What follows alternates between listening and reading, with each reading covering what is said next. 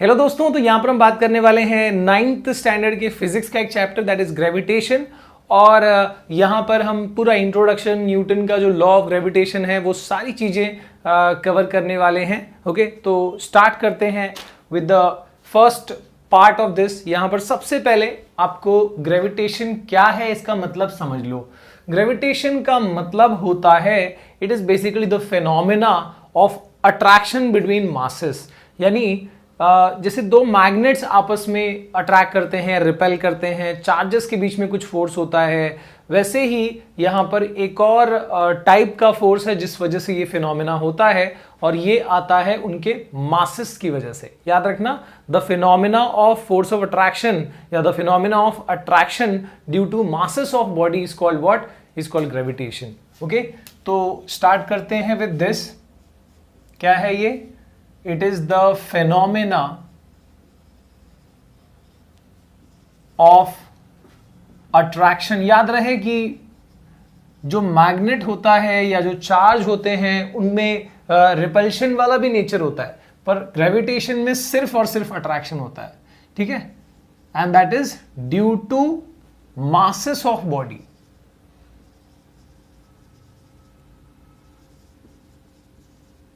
ठीक है, इसको हम क्या कहते हैं? इसको हम ग्रेविटेशन कहते हैं। याद रखो, दो चीज बहुत इंपॉर्टेंटली याद रखो आप। एक तो है मासेस और दूसरा है अट्रैक्शन। यानी मासेस, जो भी चीज में मास है ना, वो किसी भी दूसरी ऐसी चीज जिसमें मास है उसको वो अट्रैक्ट करेगा, और इस फिनोमेना को हम क्या कहते हैं? इसको हम ग्रेविटेशन कहते हैं। ओके, तो इसमें जो सबसे पहला योगदान था भैया वो न्यूटन बाबा का था। तो बोलो न्यूटन बाबा की वेरी गुड जय। कुछ और नहीं बोलना भाई। यस, सो यहां पर हम करने वाले हैं न्यूटन्स लॉ ऑफ ग्रेविटेशन, या न्यूटन्स, आप एक और चीज इसमें ऐड कर सकते हो, यूनिवर्सल लॉ ऑफ ग्रेविटेशन। क्योंकि ये जो चीज है ये पूरे यूनिवर्स में एकदम बराबर अप्लाई की जा सकती है। फिजिक्स की चीजें वैसे यूनिवर्स में अप्लाई होती हैं, पर इसको नाम दिया गया है Newton's universal law of gravitation, क्योंकि वाकई में हम इसको किसी भी प्लैनेट के लिए अप्लाई कर सकते हैं। ओके, और हम मतलब प्रैक्टिकली अप्लाई करते रहेंगे। ओके, तो यहां पर न्यूटन बाबा ने क्या बताया? न्यूटन बाबा ने जो फोर्स, ग्रेविटेशनल फोर्स का फॉर्मूला है वो निकाला था। तो क्या है वो फॉर्मूला? देख लेते हैं। Suppose we have two masses, एक है m1, दूसरा है m2। दोनों के बीच का सेंटर्स का डिस्टेंस है, कोई एंड टू एंड का नहीं, सेंटर्स का डिस्टेंस, क्योंकि ये सेंट्रल फोर्सेस होते हैं ग्रेविटेशनल फोर्स, तो ये सेंटर से एक्ट करता है। तो इनके सेंटर्स का डिस्टेंस है मान लो d। ठीक है, तो ऐसे में जो ग्रेविटेशनल फोर्स होता है, the gravitational force is directly proportional to, Newton बाबा का स्टेटमेंट में हम ये चीज लिखेंगे और इन्होंने बताया है कि it is directly proportional to product of masses. यानी ऑब्वियसली अगर इनका मासेस बढ़ता जाएगा तो ये फोर्स भी बढ़ता जाएगा। ठीक है, जाहिर सी बात है, मास जितना इंक्रीज होगा फोर्स बढ़ता जाएगा, बिकॉज मास की वजह से ये चीज है। So it is directly proportional to product of masses and it is also inversely proportional to, यही force, this is also inversely proportional to square of distance between them. इसका मतलब क्या हुआ कि अगर आप डिस्टेंस को बढ़ाओगे तो ऑब्वियसली फोर्स क्या होते जाएगा? कम होते जाएगा।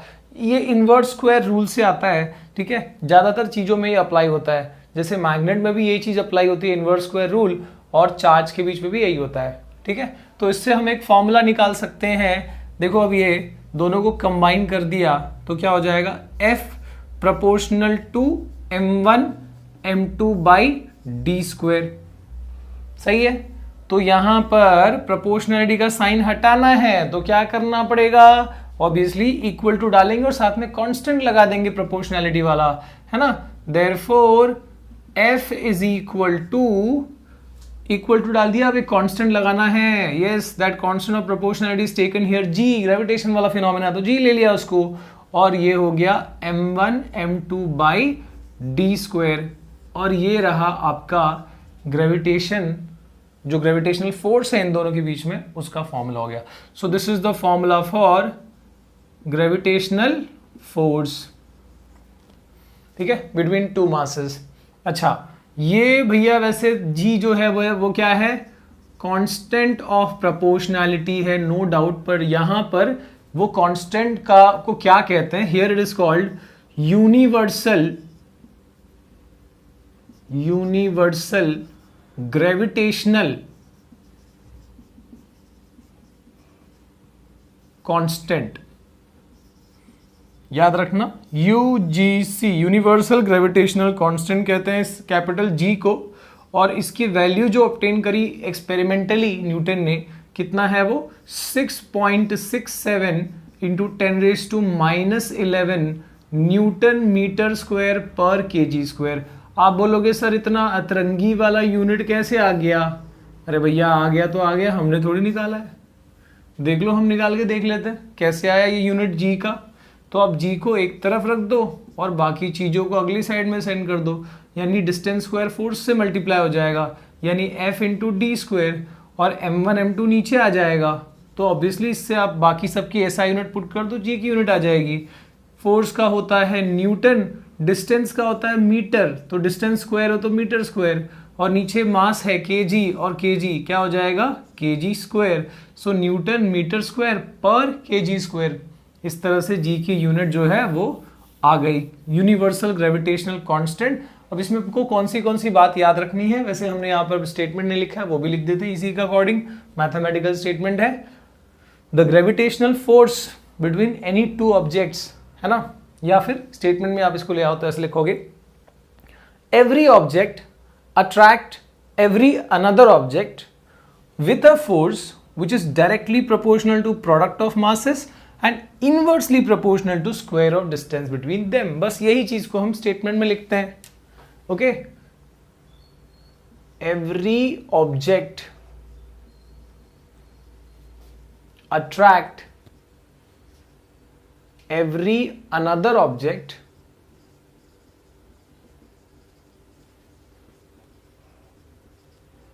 with a force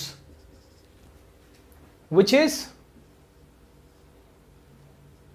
directly proportional to product of their masses and inversely proportional to square of distance between them। Hope कि आप लोगों को डायरेक्टली प्रोपोर्शनल और इनवर्सली प्रोपोर्शनल का मतलब पता होगा। डायरेक्टली प्रोपोर्शनल का मतलब देखो हम ऐसे लिख रहे हैं, और इसका मतलब ये होता है कि अगर ये चीज बढ़ेगी तो ये फोर्स भी क्या होगा? बढ़ेगा, है ना? This is called directly proportional. Inversely का मतलब देखो, force is inversely proportional to square of distance है, तो यहां पर अगर आप डिस्टेंस को बढ़ाओगे तो फोर्स की वैल्यू कम होती जाती है, ये मतलब होता है इनवर्सली प्रोपोर्शनल का। ठीक है, बहुत लॉजिकल है। मास बढ़ेंगे तो फोर्स बढ़ेगा, जाहिर सी बात है, ग्रेविटेशनल फोर्स मास की वजह से है। डिस्टेंस बढ़ाओगे, रेंज बढ़ गया भाई, फोर्स कम हो जाएगा। ठीक है, तो ये चीज समझ लो। अभी कौन सी चीज आपको इसमें याद रखनी है? जो स्टेटमेंट है वो याद रखो, every object attracts every another object with a force which is directly proportional to product multiplication of their masses and inversely proportional to square of the distance। सिर्फ distance नहीं, square of the distance, ये आता है inverse square rule से, जो हम दूसरा वाला लिख रहे हैं। ठीक है, जो बहुत जगह पे अप्लाई होता है। जैसे कि अगर यही चीज चार्ज में होगा, चार्ज वाली केस में, तो एक चार्ज मान लो Q1 है, दूसरा चार्ज मान लो Q2 है, चार्ज की वैल्यू बता रहा हूं मैं। ठीक है, तो ऐसे में अगर मान लो दोनों प्लस चार्जेस हैं तो रिपेल करेंगे ऑब्वियसली, लाइक चार्जेस है तो। ठीक है, तो इसमें क्या लिखा जाता है कि द फोर्स, इलेक्ट्रोस्टैटिक फोर्स होता है, वो ग्रेविटेशनल है, ये इलेक्ट्रोस्टैटिक है। Electrostatic force is directly proportional to product of charges, जैसे यहाँ मासेस है वैसे चार्जेस की, तो चार्ज हो गया, and inversely proportional to square of distance between them. यहाँ भी इनवर्स स्क्वायर रूल देखो अप्लाई हो रहा है, इसमें भी क्या हो जाएगा? Is proportional to Q1 Q2 by D square, और यहां भी एक कांस्टेंट लग जाता है। फिलहाल मैं इसको K लिख रहा हूं, आगे हमको वैसे पढ़ना नहीं है, बस बता रहा हूं कि देखो कितना रिलेशन, कितना मतलब सिमिलैरिटी है चीजों में। फॉर्मूला ऑलमोस्ट एक जैसे आ रहे हैं। ये हो गया ग्रेविटेशनल फोर्स और ये हो गया इलेक्ट्रोस्टैटिक फोर्स, चार्ज की वजह से। डिफरेंस क्या है भैया? इसमें अट्रैक्शन रिपल्शन दोनों होता है, और ये चार्जेस की वजह से होता है। उसमें सिर्फ अट्रैक्शन होता है ग्रेविटेशन वाले में, है ना, और ये होता है because of masses of the bodies. ये बात याद रखो, ठीक है। तो this is universal law of gravitation जो न्यूटन द्वारा दिया गया है। इसमें आपको स्टेटमेंट याद रखना है, ये फॉर्मूला याद रखना है, और जी की वैल्यू और साथ में इसका यूनिट ये भी याद रखो आप अच्छे से, ठीक है। अब इसमें अगर हम सपोज करो, चलो ये तो हो गया कैपिटल जी, वैसे स्मॉल जी भी कोई चीज होती है ना, जिसको हम एक्सेलरेशन ड्यू टू ग्रेविटी बोलते हैं, वो कहां से आता है भैया देख लेते हैं। फिलहाल क्या करो आप, एक फॉर्मूला को एक जगह पे, इस फॉर्मूला को हम कलेक्ट कर लेते हैं और इसके बाद हम देखेंगे कि भैया स्मॉल जी यानी एक्सेलरेशन ड्यू टू ग्रेविटी क्या होता है, और साथ में जो वेट है, किसी भी चीज का वेट वो कहां से आता है ना, वेट क्या चीज है वो भी हम देख लेंगे। So let's see. वैसे इस फॉर्मूला को हमने स्लाइड करके यहां ले आए, अरे स्लाइड नहीं हो रहा, कोई बात नहीं, यहां पर लिख देते हैं। दो ऑब्जेक्ट्स के बीच में अगर मासेस है m1 m2, डिस्टेंस है सेंटर्स का d, तो ग्रेविटेशनल फोर्स का फॉर्मूला क्या हो गया दोनों के बीच के ग्रेविटेशनल फोर्स का, it is g m1 m2 by D square. याद रखो, दिमाग में छापा लगा लो भाई, ठीक है यार। वैसे ये चैप्टर आधा आधा आता है ना, फर्स्ट टर्म सेकंड टर्म में, और फर्स्ट टर्म में मैंने करा दिया था, पर ठीक है आप लोग ने बोला तो मैं कर रहा हूँ, ठीक है। वैसे ये ज़्यादा टफ तो नहीं है चैप्टर, पता नहीं, लेट्स सी। तो यहाँ पर हमने ये फॉर्मूला तो ऑब्टेन कर लिया। इसके बाद हमको एक्सेलरेशन ड्यू टू ग्रेविटी क्या होता है और वेट क्या होता है चीज़ों का, वो हमको देखना है। ओके, तो इसके लिए हम क्या ले रहे हैं ना, कोई भी एक प्लैनेट ले रहे हैं मान लो। तो सपोज यहाँ पर हम फॉर सबसे हमारा जो फेवरेट वाला प्लैनेट है उसी की बात करते हैं, अर्थ की। भैया अर्थ है तो भाई बड़ा लिख दिया ई। तो जो हमारा अर्थ है, बढ़िया सा गोला, वाह क्या बात है, हमारा अर्थ है, यस।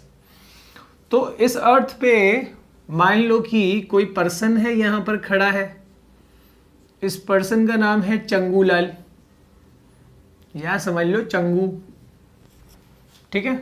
और यहां पर उसका दोस्त है जिसका नाम क्या है भाई, यस वेरी गुड, काफी लोगों ने बोल दिया, एंड दैट इज मंगू, ठीक है। ऐसे नाम हो सकते हैं हमारे यहाँ पे, ठीक है, कोई नहीं यार।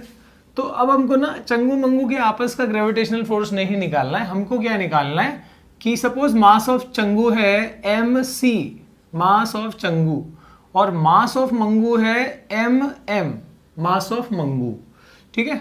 तो अब इन दोनों का मतलब अर्थ जो है, अर्थ के साथ में इसका ग्रेविटेशनल फोर्स का फॉर्मूला हमको ऑब्टेन करना है, और इसका भी अलग से। तो फिलहाल हम इसको भूल जाते हैं, मंगू को चंगू के हिसाब से कैलकुलेट करते हैं, ठीक है। Let the mass of earth be capital M। वैसे मास ऑफ अर्थ कितना होता है, 6 × 10⁻24 kg अप्रॉक्स, ठीक है। वैसे हम यहाँ पर कैपिटल M ले रहे हैं। तो मास ऑफ अर्थ देखो, दो बॉडीज, एक m1 m2, यहाँ पर m1 क्या है, अर्थ हो गया जिसका मास हमने m लिया है, m2 इसको मान लो, ठीक है, किसी को भी m1 m2 ले सकते हो वैसे। तो हम फिलहाल इसके हिसाब से, चंगू के हिसाब से बात कर रहे हैं, यानी gravitational force acting on Changu, ठीक है भाई। सो उसको मैं लिख देता हूं FC, फोर्स ऑन चंगू, ठीक है, इज इक्वल टू, फॉर्मूला क्या है देख लो यहां पर ध्यान से, ग्रेविटेशनल फोर्स का बस वही अप्लाई करना है, G, जो ये अभी कांस्टेंट है, कहीं भी लगा दो ये G की वैल्यू ये सेम ही रहेगी, ठीक है। So this G m1, suppose mass of अर्थ को हमने m1 ले लिया, m2 की जगह पे है ना दूसरी वाली चीज यानी mass of Changu upon distance square, दोनों के बीच में डिस्टेंस क्या है, अब देखो तो ये अप्रोक्सीमेटली रेडियस ऑफ अर्थ है, राइट। रेडियस ऑफ अर्थ 6.4 10⁻6 या फिर 6400 किलोमीटर होता है वैसे, है ना, 6.4 10⁻6 मीटर्स, मीटर्स में हमको ऐसा ही सिस्टम में कर रहा है। वैसे यहाँ पर पुट भी नहीं कर रहे, हम सीधे r ही लिखते हैं, तो डिस्टेंस स्क्वायर है तो ये आ गया यहाँ पर r², ठीक है। अभी फिलहाल इसको मैं बॉक्स बना लेता हूँ, ये जो है this is gravitational force acting on Changu, ठीक है। अब हम बात कर लेते हैं मंगू की, उसके लिए भी डिस्टेंस वही रहेगा, अर्थ का मास भी सेम रहेगा, सिर्फ यहाँ पर जैसे मास ऑफ चंगू लिखा वैसे मास ऑफ मंगू लिखना होगा अगर आपको मंगू के ऊपर का जो ग्रेविटेशनल फोर्स है वो निकालना है। तो लेट्स सी, ग्रेविटेशनल फोर्स यहां लिखता हूं, gravitational force acting on Mangu, ठीक है, बिकॉज ऑफ अर्थ, सब अर्थ के हिसाब से हो रहा है, ठीक है। तो ये हो गया एफ एम फोर्स ऑन मंगू विल बी इक्वल टू, देखो जी, ये तो वही रहेगा, फिर है ना, एक चीज मास है, मास ऑफ अर्थ है, और दूसरा ये, तो m1 m2 ले लो, तो ये हो गया कैपिटल M, और दूसरा m2 क्या हो गया, mm, मास ऑफ मंगू, है ना, और नीचे डिस्टेंस स्क्वायर, डिस्टेंस यहाँ भी रेडियस है, रेडियस स्क्वायर। तो ये हो गया gravitational force acting on Mangu. अब यहाँ पर देखो, आपको किसी भी, सिर्फ चंगू मंगू नहीं, किसी भी चीज का अगर आपको, जैसे हम यहाँ पर हैं, आप वहां पर हो, तो सपोज मेरे ऊपर ग्रेविटेशनल फोर्स कितना एक्ट कर रहा है अर्थ, तो बस क्या चेंजेस होंगे, देखो ये चीज तो सेम रहेगी, मास of earth, gravitational, universal gravitational constant की वैल्यू, आर की वैल्यू, रेडियस ऑफ अर्थ, सिर्फ क्या चेंज करना होगा, इसको हटा के, है ना, ये वाली चीज को हटा के हमारा मास पुट करना होगा वहां पर। तो यानी हम बार बार अब ये रिपीटेटिव कैलकुलेशन क्यों करें, राइट।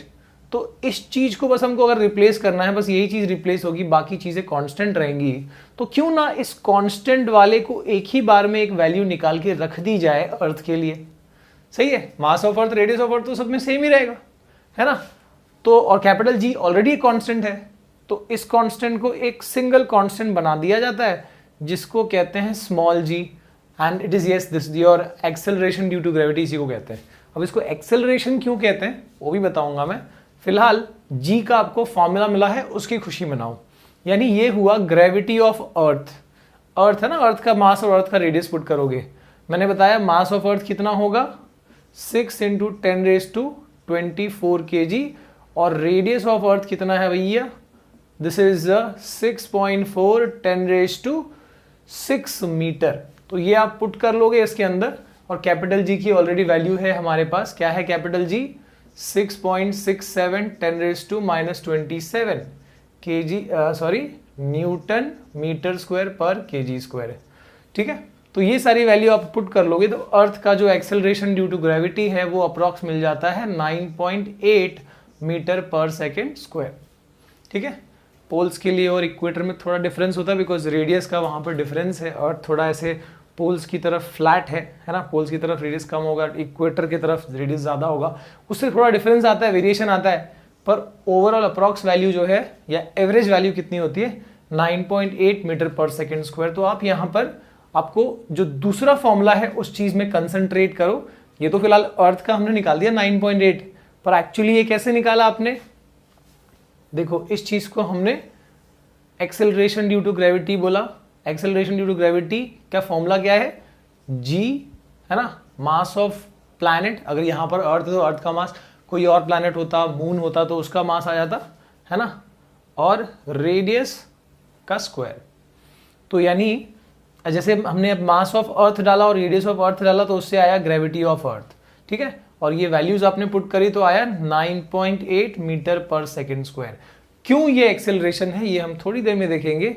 वैसे अगर आपने यही चीज इसमें अगर मास ऑफ मून पुट कर दिया और अगर रेडियस ऑफ मून डाल दिया, तो इससे ग्रेविटी ऑफ मून भी पता चल सकती है ना, Gmm बाय, या mass of moon bye radius of moon का स्क्वायर करोगे, तो इससे आपको मून की जो ग्रेविटी है वो पता लग जाएगी।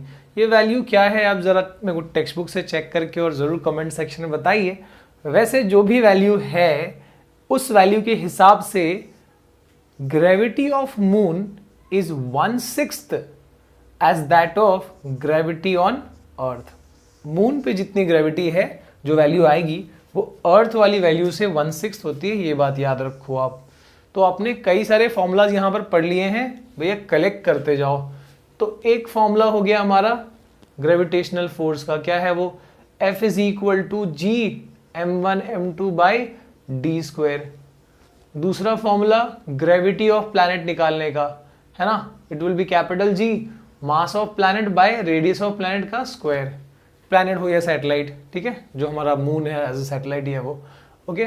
इसके बाद हमने एक चीज और समझ ली कि मून की ग्रेविटी 1/6 होती है अर्थ की ग्रेविटी की कंपैरिजन में, ठीक है। अब मैं आपको वेट किस चीज को कहते हैं वो बताऊंगा, ठीक है। अब जैसे हमने इस वाले केस में gravitational force acting on Changu निकाला था, ठीक है। तो ये बेसिकली है ना अर्थ के हिसाब से निकाला था हमने। तो ये वाली चीज में अब देखो इस चीज को देखो, यहां पर ये वैल्यूज को हमने स्मॉल जी लिख दिया, ग्रेविटी ऑफ अर्थ सीधे। तो ये हो गया आपका ग्रेविटी ऑफ अर्थ, सही है, और इनटू मास ऑफ चंगू, है ना। इस पूरी चीज को हमने तो जीई लिख दिया, तो इनटू मास ऑफ चंगू। तो ये चीज को हम एक्चुअली ग्रेविटेशनल फोर्स कहो या फिर आप इसको वेट ऑफ चंगू कह दो, बात एक ही होगी। तो weight is nothing but the gravitational force acting on that mass, उस मास के ऊपर, है ना। जैसे यहां पर चंगू के ऊपर इस उसका जो मास है mc, उसके ऊपर अर्थ कितना पुल प्रोवाइड कर रहा है, कितना ग्रेविटेशनल फोर्स अप्लाई कर रहा है, उसी चीज को हम क्या कहते हैं, उसी को हम वेट कहते हैं। तो weight of Changu is nothing but it is, है ना, g इंटू एम बोलो या फिर m इंटू जी बोलो, है ना, mass of Changu into gravity of earth. तो बेसिकली आपको यहां पर एक और फॉर्मूला मिल गया वेट का, weight is equal to m into G, mass into gravity. जिस भी मास का, ठीक है, आपको वेट ऑब्टेन करना, सपोज इसका मास है 10 kg या व्हाटएवर इसका आपको मास दिया हुआ है, तो आप इसके मास को इस प्लैनेट के, हम अर्थ पे हैं तो अर्थ के ग्रेविटी से मल्टीप्लाई कर दो, तो वो इसका वेट, इसके ऊपर कितना पुल नीचे से अर्थ इसको खींच रहा है, वो चीज़ पता चल जाएगी, ठीक है। हाँ ओके, अब इसका मास जो है वो तो फिक्स है। आप इसको अब मान लो कि मून पे हम चले जाते हैं, और मून पे अगर आप इसको ले जा रहे हो तो मास तो इसका वही रहेगा, क्या चेंज हो जाएगा, इसका वेट। क्यों? क्योंकि जब हम मून पे हैं, मान लो अब हम मून पे हैं, तो मास इनटू ग्रेविटी, लेकिन ग्रेविटी किसका होगा, ग्रेविटी किसका आएगा, मून का। और मून का ग्रेविटी हम देख सकते हैं अर्थ की ग्रेविटी के हिसाब से 1/6 है, मतलब डिफरेंट है। तो मास इनटू जब मून का ग्रेविटी होगा तो इस चीज का वेट अलग आएगा मून पे, है ना। वैसे आप अगर अंदाजा लगाओ तो कितना आएगा, मास वही है और ग्रेविटी 1/6 हो जा रही है, तो वेट भी कितना हो जाएगा, कोई भी चीज का वेट भी कितना हो जाएगा मून पे जाने पे 1/6। मतलब अर्थ की कंपैरिजन में जो भी उसका वेट, कोई भी चीज का वेट अर्थ पे जो भी है उसके हिसाब से मून पे उसका वेट 1/6 हो जाएगा। तो ये बात भी आप यहां पर याद रख लो कि वेट ऑफ एनी ऑब्जेक्ट, ध्यान देना, वेट ऑफ मून नहीं कह रहा मैं, wait of any object on moon. जैसे इसका वेट मून के ऊपर है ना, कितना होगा, it will be 1/6 of weight of that object, weight of the same object on earth. जो भी अर्थ पे किसी भी चीज का जो वेट है, मून पे जाने पे उस चीज का वेट कितना हो जाएगा, 1/6 हो जाएगा, बिकॉज ग्रेविटी 1/6 है, ठीक है। वेट ग्रेविटी का अगर ये रिलेशन है तो वेट का भी ये रिलेशन हो जाएगा, ओके। तो यानी देखो आपने कितना सारे फॉर्मूलाज पढ़ लिए। अभी भी हमको एक बात समझ में नहीं आई कि स्मॉल जी को एक्सेलरेशन ड्यू टू ग्रेविटी क्यों कहा जाता है। लेट्स सी, अब देखो इसको रिलेट करो एक और फॉर्मूला से। अपने लॉज ऑफ मोशन में पढ़ा था, that was force is equal to mass into acceleration. क्या होता है, force is equal to mass into, ये चीज क्या होती है, एक्सेलरेशन। अब आप यहां पर देख लो, force is equal to mass into, क्या हो गया भाई, नहीं बता दो क्या हो गया, एक्सेलरेशन, है ना। फोर्स मास इनटू समथिंग होता है, वो समथिंग क्या रहता है, एक्सेलरेशन रहता है। यहां भी gravitational force is equal to mass of that object into ये समथिंग क्या हो गया, acceleration. Hence this is called acceleration due to gravity, और इसलिए इसकी यूनिट भी क्या होती है, वही होती है मीटर पर सेकेंड स्क्वायर, ठीक है। तो होप आप लोगों को ये चीज, ये कंसेप्ट समझ में आया। और एक चीज है फ्री फॉल। और फ्री फॉल तो बहुत आसान है। फ्री फॉल यानी किसी भी चीज को हमने किसी हाइट से ऐसे ही रिलीज कर दिया, बस जनरली, तो वो अर्थ की ग्रेविटी के हिसाब से अर्थ का जो एक्सेलरेशन है वो उसको प्रोवाइड होगा और उस एक्सेलरेशन से वो नीचे आएगा। उसी चीज को हम क्या बोलते हैं, फ्री फॉल कहते हैं, ठीक है। यानी ग्रेविटी के इन्फ्लुएंस में कोई चीज फॉल हो रही है तो उसको हम क्या बोलेंगे, उसको हम फ्री फॉल कहते हैं। फॉर्मूलाज है, इवन थ्रस्ट और प्रेशर, ये वाला पार्ट भी इसके अंदर इंक्लूड कर दूंगा मैं।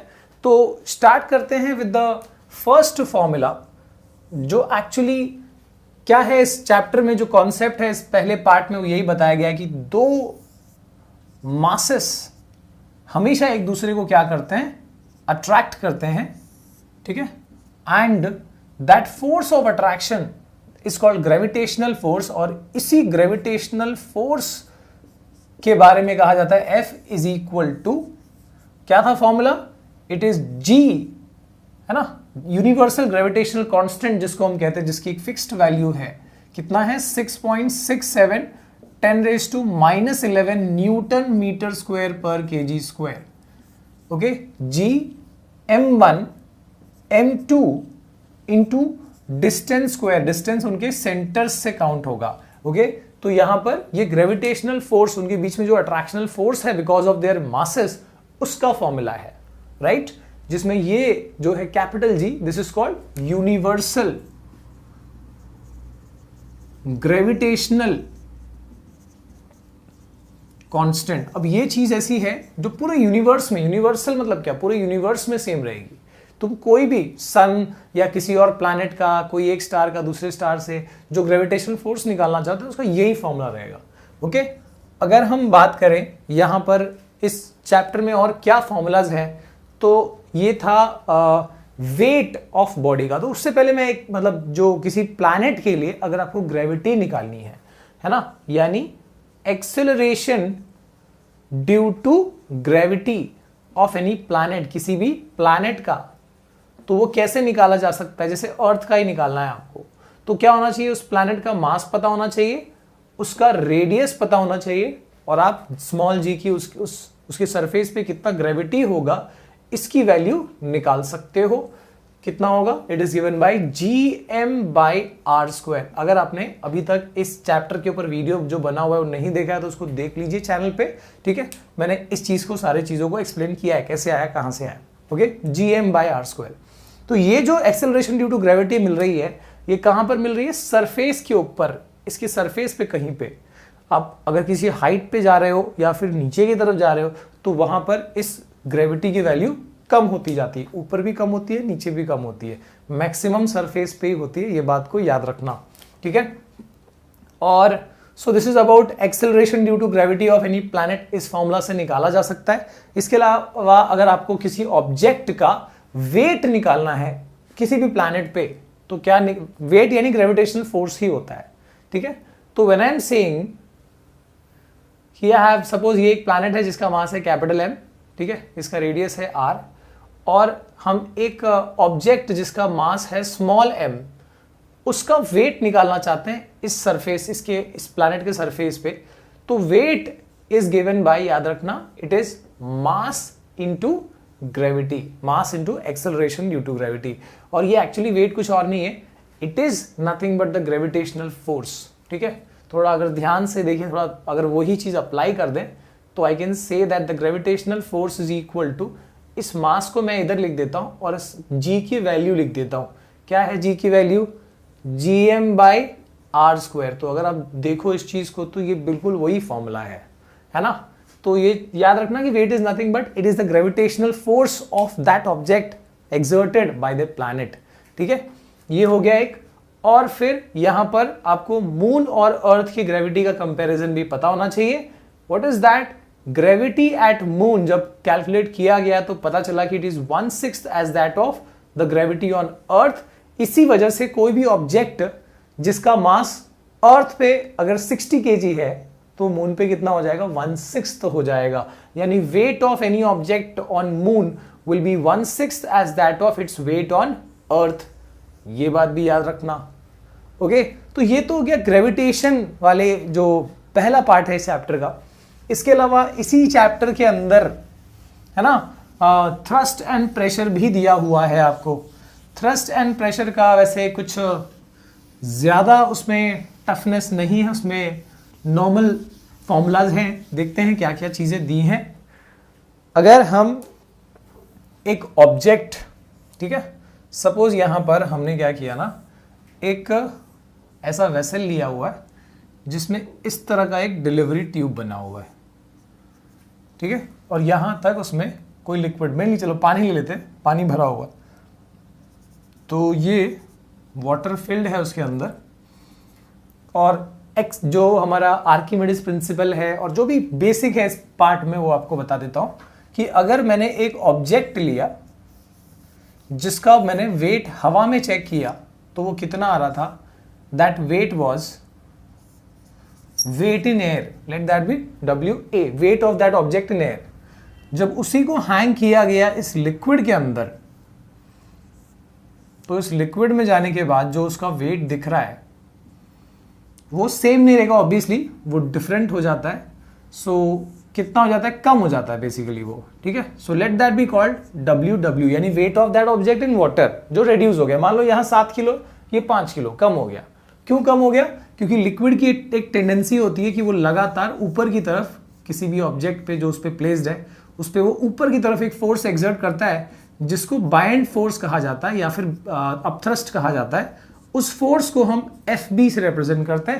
एंड ऑब्वियसली जो वेट रिड्यूस हुआ होगा, अगर 7 किलो है, ये 5 किलो है, यानी 2 किलो का अपथ्रस्ट होगा। यानी एक जो सिंपल सी बात है वो ये मैं लिख देता हूं यहां पर कि वेट ऑफ या buoyant force exerted by that liquid is nothing but you can calculate it by simple difference of weight in air minus weight in water, है ना। तो ये एक चीज तो बड़ी नेचुरल सी बात है, ओके। और जब ये डिप करोगे तो यहां से कुछ लिक्विड डिस्प्लेस भी होगा, कुछ वाटर डिस्प्लेस भी होगा। तो कितना डिस्प्लेस होगा, ये वॉल्यूम देख लो, बिल्कुल उसी वॉल्यूम का पानी डिस्प्लेस होगा। मैं वॉल्यूम बोल रहा हूं, ना कि मैं वेट या मास कह रहा हूं। तो volume of this immerse part of solid will be naturally equal to volume of the displaced liquid, है ना। वॉल्यूम सेम रहेगी, ये बात याद रखना, ठीक है। और आर्किमेडिस प्रिंसिपल में जो बात बताई गई थी वो तो एकदम शॉकिंग थी कि द बाइंड फोर्स या the upthrust exerted by this liquid is also exactly equal to weight of this displaced liquid. यानी क्या, इसका वेट कर लो, तुमको पता चल जाएगा, इसका वजन निकाल लो, पता चल जाएगा कि कितना बाइंड फोर्स है। Because by Archimedes principle this FB is also equal to, क्या रहता है, it is weight of displaced liquid. ये एक पार्ट बहुत इंपॉर्टेंट। इसके अलावा आपको बेसिक चीज तो पता ही होगा, डेंसिटी अगर निकालना है तो density is mass by volume किसी भी सब्सटेंस का। वाटर की डेंसिटी है ना, अब यहां पर एक और चीज है, रिलेटिव डेंसिटी दिया हुआ है। तो रिलेटिव डेंसिटी का मतलब है किसी भी सब्सटेंस की डेंसिटी को कंपेयर करना, ठीक है, वाटर के साथ। तो if I am saying relative density of any substance निकालना है अगर, तो it is given by density of substance by density of water, by density of water. तो एक नॉर्मल वाटर का डेंसिटी जो है कितना होता है, इट इज 1 ग्राम पर सेंटीमीटर क्यूब, या फिर SI सिस्टम में अगर लिखो, ये CGS का है, SI सिस्टम में लिखो तो इट इज 1000 kg पर मीटर क्यूब, ठीक है। वैसे हमको ये काफी यूज होता है, याद रखें CGS में है 1 ग्राम पर सेंटीमीटर क्यूब और SI में है 1000 kg पर मीटर क्यूब। तो रिलेटिव डेंसिटी से हमको क्या आइडिया लगता है, अगर किसी सब्सटेंस की रिलेटिव डेंसिटी 1 आ रही है तो इसका मतलब क्या है कि that density is exactly equal to density of water. अगर उसकी रिलेटिव डेंसिटी लेस देन 1 आ रही है तो इसका मतलब क्या हुआ कि that substance is having density less than the density of water. तो इसका मतलब क्या हो, उसका डेंसिटी वाटर की डेंसिटी से कम है। अगर ग्रेटर देन 1 आ रही है तो मतलब क्या हुआ कि उस सब्सटेंस का डेंसिटी वाटर की डेंसिटी से ज्यादा है। ये बात याद रखें, ठीक है। अगर किसी सब्सटेंस का रिलेटिव डेंसिटी 2 आया तो मतलब क्या है कि उसका डेंसिटी वाटर की डेंसिटी के कंपैरिजन में डबल है। 3 आया ट्रिपल है, 1.5 आया 1.5 टाइम्स है, 0.5 आया मतलब उसकी डेंसिटी वाटर की डेंसिटी की हाफ है, ठीक है। तो just see this, what happens to the magnitude of force of gravitation between two objects if distance between objects is tripled। यहां पे हमको क्या बोला गया है कि दो ऑब्जेक्ट्स के बीच का जो ग्रेविटेशनल फोर्स है जो भी है, उनके बीच के डिस्टेंस को अगर हम ट्रिपल कर देते हैं तो वो फोर्स किस फैक्टर से चेंज होगा वो बताना है, ठीक है। और कंडीशंस क्या दिए हैं, ऑल्सो हमको फोर्स के बारे में बताना है when the masses of both objects are double, जब दोनों के मासेस को डबल कर दिया जाए, ठीक है। और तीसरे कंडीशन में ये बोला गया है कि जब मासेस को डबल कर दिया जाए और डिस्टेंस को भी डबल कर दिया जाए, ऐसे केस में फोर्स का क्या होगा। तो हम यहाँ पे तीनों को अलग अलग केसेस को हम कर लेते हैं। यहाँ पे सबसे पहले सपोज जो इनिशियल मास है वो m1 m2 है, ठीक है, इनके बीच का डिस्टेंस d है। तो ग्रेविटेशनल फोर्स का फॉर्मूला क्या होता है, F is equal to G m1 m2 by D square, ये तो पता होगा। तो this is our initial condition, ये जो हमारा इनिशियल फोर्स है, ठीक है। अब हमको यहाँ पे पहले कंडीशन में क्या दिया हुआ है कि अगर डिस्टेंस को ट्रिपल कर दिया जाए तो फोर्स क्या होगा। तो as per the first condition मान लो फोर्स को हम F1 लिख देते हैं, तो it will be equal to G, masses वही है m1 m2, डिस्टेंस ट्रिपल हो गया, यानी जो D था अब वो 3D हो गया, तो 3D का स्क्वायर, ओके, कितना हो जाएगा ये 9D स्क्वायर हो जाएगा। तो this will be F1 is equal to G m1 m2 upon 9D square, okay. तो यहाँ पे G m1 m2 upon 9D square upon D square, ये क्या है देखो, इक्वेशन 1 से we know that it is the initial force. तो इस केस में जो फोर्स है, new force, it will be 1/9 बचा है, और ये बाकी चीज क्या है, इनिशियल फोर्स है, तो यानी 1/9 times of the initial force हो गया, ओके। अब सेकेंड में क्या बोला गया है कि अगर दोनों के मासेस को हम यहाँ पे डबल कर देते हैं तो क्या होगा।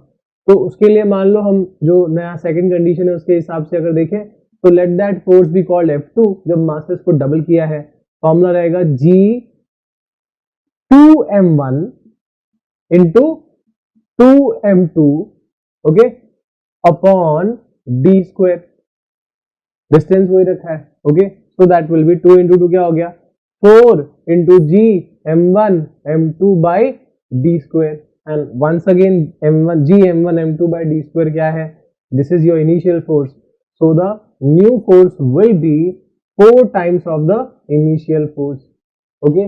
यानी जब मासेस को दोनों के डबल कर दिया तो जो फोर्स है वो 4 गुना बढ़ जाएगा, ठीक है। और जो तीसरा कंडीशन कहा गया है कि जब मासेस को भी डबल कर दिया और डिस्टेंस को भी डबल कर दिया तो क्या होगा। तो the new force let that be called F3, तो it will be equal to again G, masses को डबल कर दिया यानी 2m1 2m2 upon 2D, distance भी डबल कर दिया, the whole square, okay. So that is the new force will be, ये 2 into 2 क्या हो जाएगा 4G m1 m2 बाई ये 2 का square again 4D square, 4 4 cancel हो गया, यानी अब ये बचा हुआ टर्म इनिशियल फोर्स है। So the new force in this case will be exactly equal to the initial force. Volume of a 500 gram packet. Volume of a 500 gram packet is 350 centimeter cube. Will it float or sink in water? Okay? हमको बताना है कि ये एक packet है, इसका मास है obviously 500 ग्राम और इसका वॉल्यूम है कितना 350 सेंटीमीटर क्यूब। हमको बताना है कि ये पानी में फ्लोट करेगा या सिंक करेगा, ओके।